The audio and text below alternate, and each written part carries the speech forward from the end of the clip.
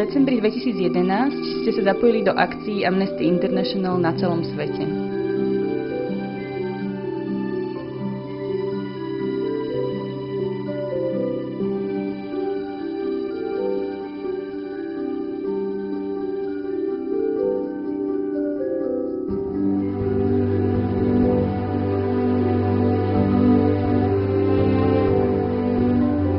V 82 krajinách sa uskutočnili akcie, ktoré upozornili na porušovanie ľudských práv v 14 rôznych prípadoch.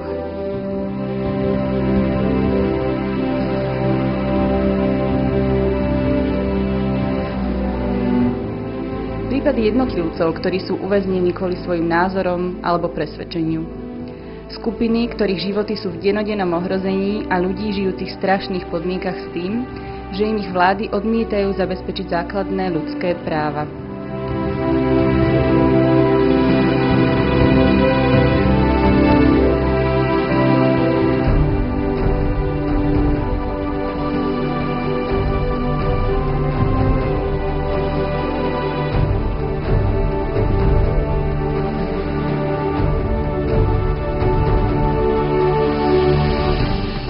Písali ste listy vyjadrujúce podporu.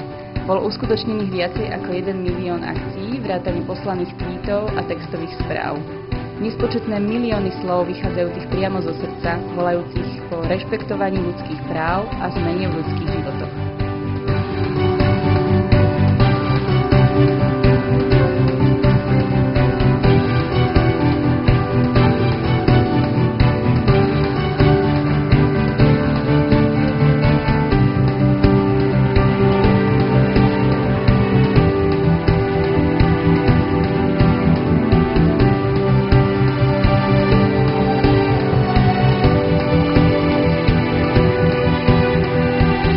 Small group of people in a small town in Sweden wrote a letter for me every week.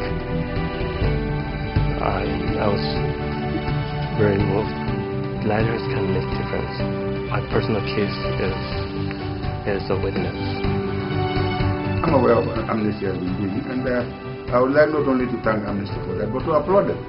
My case itself has resulted in me receiving thousands of letters from all over the world. I know my family support me, but also I have a big sister. The big sister is Amnesty International and all its millions of members.